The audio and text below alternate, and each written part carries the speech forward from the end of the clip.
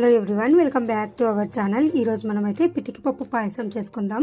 ఇప్పుడు సీజన్ కాబట్టి సీజన్లో చేసుకుంటే చాలా బాగుంటుంది టేస్ట్ అనేది.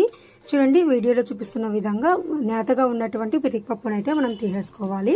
ఇప్పుడు ఒక బాండ్లీ పెట్టి అందులోకి 2 టేబుల్ స్పూన్స్ దాకా నెయ్యిని వేసుకునేసి అలాగే మనం తీసుకున్నటువంటి పితికిపప్పును కూడా వేసుకొని స్మెల్ పోయేంత వరకు, పచ్చి వాసన పోయేంత వరకు బాగా ఫ్రై చేసుకోవాలి.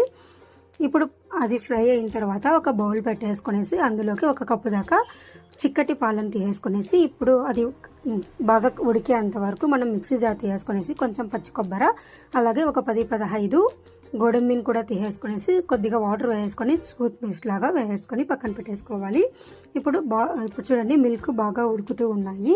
ఇలా ఉడుకుతూ ఉన్నప్పుడు మనం వేయించుకున్నటువంటి పితికిపప్పును కూడా వేసుకునేసి బాగా ఉడికించుకోవాలి. మంటని సిమ్లో పెట్టుకొని ఉడికించుకుంటే టేస్ట్ అనేది చాలా బాగుంటుంది. అది కాకుండా బాగా ఉడికి ఉంటాయి అన్నమాట పితికిపప్పు అనేది.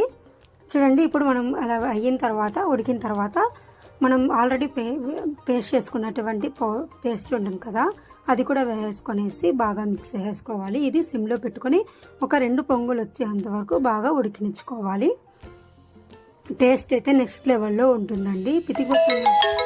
ఇప్పుడు మనం కొద్దిగా ఇలాచీని కూడా వేసుకునేసి బాగా ఉడికించుకోవాలి ఒక 5 మినిట్స్.